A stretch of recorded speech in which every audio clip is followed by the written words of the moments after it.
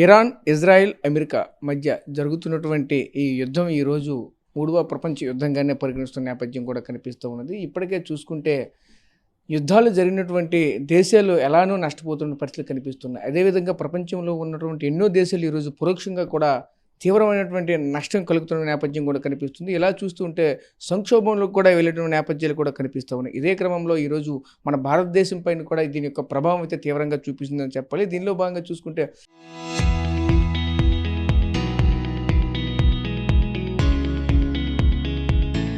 ఈరోజు రాష్ట్ర వ్యాప్తంగా దేశవ్యాప్తంగా గ్యాస్ కొరత అనేది విపరీతంగా కనిపిస్తున్నది. ముఖ్యంగా ఈరోజు గ్యాస్ కొరత ఫస్ట్ ఆఫ్ ఆల్ చూసుకుంటే హోటల్ మేనేజ్మెంట్ పైన మాత్రం ఇప్పుడు ఎక్కువగా కనిపిస్తున్న పరిస్థితులు కనిపిస్తున్నాయి. ఈరోజు చూసుకుంటే పలు హోటల్ కూడా మూతపడుతున్న పరిస్థితులు కనిపిస్తున్నాయి. ఇప్పటికే దానికి ప్రత్యామ్నాయంగా ఆల్రెడీ ఇప్పటికే కట్టెల పొయ్యిలు, దానికి అలాగే దీనికి సంబంధించినటువంటి హీటర్స్, కొన్ని ఎలక్ట్రికల్ సంబంధించినవి కొన్ని ఆల్రెడీ ఇప్పటికే వాడుకున్న పరిస్థితులు కనిపిస్తూ ఉన్నాయి. అదేవిధంగా ఈ రానున్న రోజుల్లో హోటల్ కూడా మూతపడతాయని అన్న ఒక రకమైనటువంటి భయోందోళన కూడా కనిపిస్తున్న నేపథ్యం కూడా కనిపిస్తుంది. దీనిపైన మనతో పాటు మాట్లాడడానికి స్టేట్కి సంబంధించినటువంటి హోటల్ అసోసియేషన్ నాయకులు కూడా మనతో పాటు ఉన్నారు. వాళ్ళతో మాట్లాడి మరిన్ని వివరాలు తెలుసుకునే ప్రయత్నం చేద్దాం. సార్ చెప్పండి సార్, ముఖ్యంగా చూసుకుంటే ఏ విధంగా ఇది కార్యాచరణ ముందుకు వెళ్ళబోతుంది, ప్రస్తుత పరిస్థితులు ఎలా ఉండబోతున్నాయి, ఏంటి ఇప్పుడు ప్రజెంట్ సిట్యువేషన్ అయితే చాలా ఘోరంగా, చాలా అన్యాయంగా ఉందండి.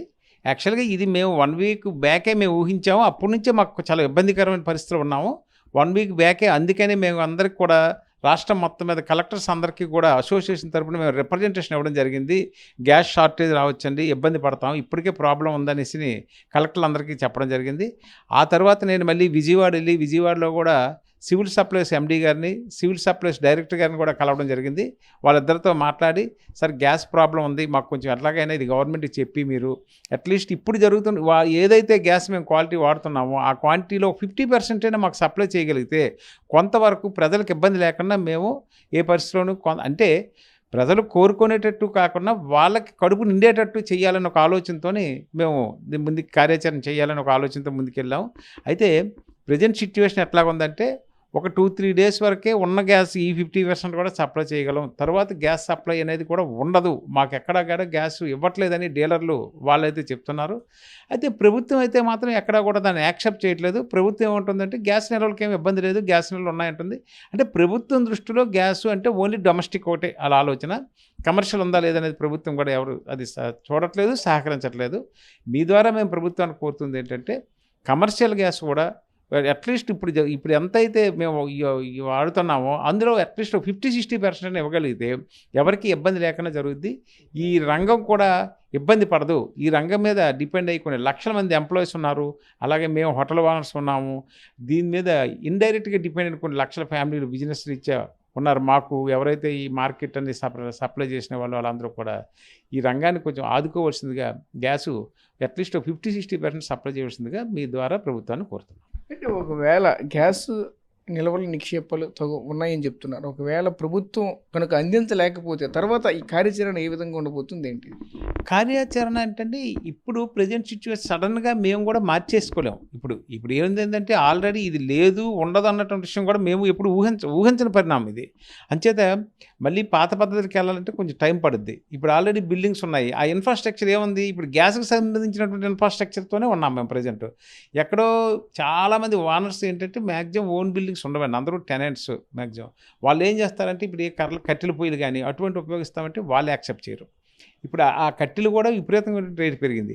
అట్లాగే పోనీ ఎలక్ట్రికల్ ఐటమ్స్ ఏదైనా కొనేసి దీన్ని ఏదైనా మార్చుకోవాలి అనుకుంటే అది చాలా హగ్ అమౌంట్స్ మనం ఇన్వెస్ట్ చేయవలసి ఉంటుంది దాంట్లో. సరే, ఇంత సడన్గా ఇప్పుడున్న పరిస్థితుల్లో ఇప్పుడు యాక్చువల్గానే హోటల్ ఇండస్ట్రీ బాగలేదు.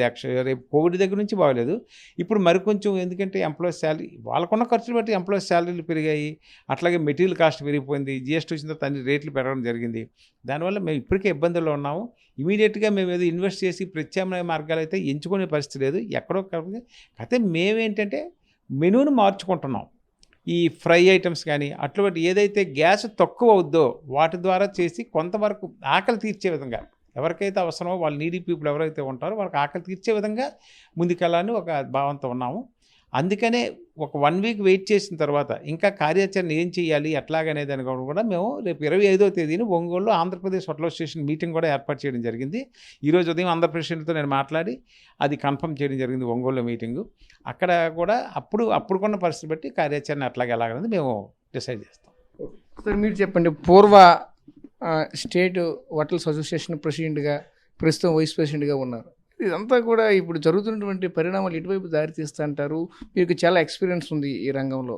ఏ విధంగా ఉండబోతుంది అంటారు? ప్రభుత్వం ఒకవైపు ఈ విధంగా చర్యలు తీసుకుంటున్నాం అని చెప్తున్నారు, గ్రౌండ్ లెవెల్ చూస్తే ఆ విధంగా కనిపించట్లేదు. దీన్ని ఎటువైపు దారితీస్తుంది ఈ యుద్ధం అనేది? ముఖ్యంగానండి, ఇది అంతర్జాతీయమైన విషయం. మన ప్రభుత్వం కూడా ఇమ్మీడియట్గా ఇవాళకి వాళ్ళ చర్యలు తీసుకుని చేయడానికి అవకాశాలు తక్కువ. అది కూడా మనం అర్థం చేసుకోవాలి. కాకపోతే మేము ప్రభుత్వాన్ని కోరేది ఏంటంటే, ఆ ఉన్న వాటిని ఇబ్బంది కలగకుండా అందరికీ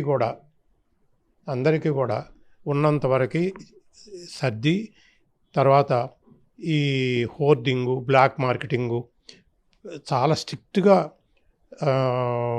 కఠినంగా అమలు చేయాలని మేము కోరుతున్నాం. రెండవది, మా వైపు నుంచి, మా హోటల్స్ వైపు నుంచి మాకున్న ప్రత్యామ్నాయాలు 2.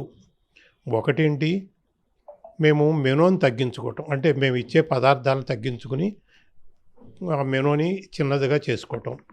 రెండవది, ఈ ఆల్టర్నేటివ్ ఫ్యూయల్స్ కోసం వెతకటం.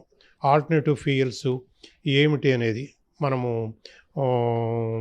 కట్టెలు ఇవన్నీ ఒక్కటే కాకుండా దీనికి అంటే ఆల్టర్నేటివ్గా బొగ్గులు ఏమైనా దొరుకుతాయా, లేకపోతే ఫైర్ బ్రిక్స్ దొరుకుతాయా, లేకపోతే ఇంకేమైనా మార్గం ఉన్నదా అనేది చేసుకుని గ్యాస్ని మేము తగ్గించుకోవాలనేది ఇది ఒకటి. మా వైపు నుంచి ఈ 2 చర్యలు మేము ఆల్రెడీ మా హోటలియర్స్ అందరితో మాట్లాడాం. వాళ్ళు ఆ విషయంలో అందరూ కూడా తమ ప్రయత్నాలు చేస్తున్నారు. రెండవది, ప్రజలు ఈ టైంలో చాలా ఫంక్షన్స్ ఇవన్నీ కూడా సీజన్ కనుక బుక్ అయ్యి ఉంటాయి. వాళ్ళు కోరిన విధంగా మేము అన్నీ కూడా యాక్చువల్గా ఇస్తామని చెప్పాము. కానీ ఈ పరిస్థితుల్లో మేము కోరిన విధంగా ఇవ్వలేకపోవచ్చు.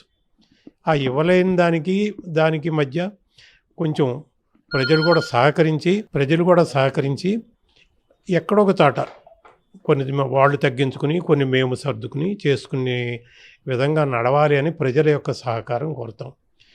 భోజనాల విషయంలో కూడా మేము పూర్వం ఇచ్చిన విధంగా అన్ని ఐటమ్స్ ఇవ్వలేకపోవచ్చు. కానీ స్కెల్టల్గా ముందు అత్యవసర పరిస్థితుల్లో మనం కోవిడ్లో ఎలా అయితే సర్దుకుని జీవితాన్ని నడుపుకెళ్ళామో ఆ విధంగా ప్రజలు, ప్రభుత్వము, మా హోటల్ యజమానులు కోఆర్డినేషన్తో నడుస్తారని కోరుతున్నాను. అంటే మీకు ఇంటర్నేషనల్ లెవెల్లో ఇటువంటివి పరిణామాలు వచ్చేటప్పుడు ఏ విధంగా ఉండబోతుంది? కొంతవరకు మీకు దీనిపై చాలా అవగాహన ఉంది. దీన్ని ఏ విధంగా చూడాలి? ఇటువంటి పాండమిక్కే చెప్పాలి దీన్ని. కరోనా టైం అనేది హెల్త్ ఇష్యూ. ఇది చూస్తే ఎంటైర్ వరల్డ్ వైడ్గా కనిపిస్తూ ఉన్నది. దీన్ని కరోనా కూడా హెల్త్ ఇష్యూ అయినా ప్రపంచమంతా కూడా సఫర్ అయింది. మనము అక్కడ తీసుకునే జాగ్రత్తలు వేరే అవ్వచ్చు, కానీ ఇది కూడా మనము ఆశించని, అనుకోని, మన చేతిలో లేని విషయం.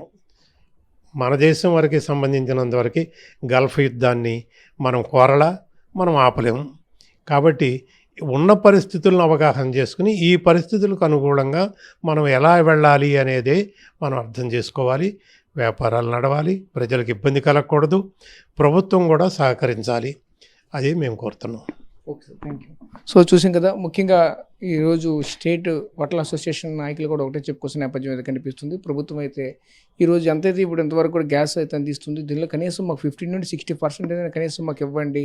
ఇచ్చి ప్రస్తుతం ఉన్నటువంటి ఎంతోమంది లక్షలాది జనాలు అయితే ఈరోజు హోటల్ పైన బతుకు తెరువు కూడా ఒకవైపు జీవిస్తున్న పరిస్థితి కనిపిస్తున్నాయి. వీళ్ళందరూ కూడా పట్టకొట్టద్దంటూ కూడా చెప్పుకోవాల్సిన పరిస్థితులు కనిపిస్తున్నాయి. ప్రస్తుతం చూసుకుంటే ఇంటర్నేషనల్ లెవెల్లో ఇష్యూ జరుగుతుంది కాబట్టి ఇది ఎటువైపు వెళ్తుందో కూడా తెలియని ఉన్న పరిస్థితిలో ఉన్నాం. కాబట్టి దీన్ని ఒక క్రమ పద్ధతిలో అంత ప్రభుత్వమే ముందుండి దీన్ని నడిపించాలంటూ కూడా చెప్పుకోవాల్సిన పరిస్థితి కనిపిస్తుంది. ముఖ్యంగా చూసుకుని వినియోగదారులకు ఉన్నటువంటి ఈ డొమెస్టిక్కి సంబంధించిన గ్యాస్ నిల్వలే ఉన్నాయి, కమర్షియల్ సంబంధించిన ఏవి కూడా లేనటువంటి పరిస్థితులు అయితే ఒకవైపు కనిపిస్తున్నాయి. దీనికి ఇప్పటికే ప్రత్యామ్నాయం కూడా ఏర్పాట్లు అయితే చేస్తున్నామంటూ కూడా చెప్పుకోవాల్సిన నేపథ్యం అయితే కనిపిస్తున్నది.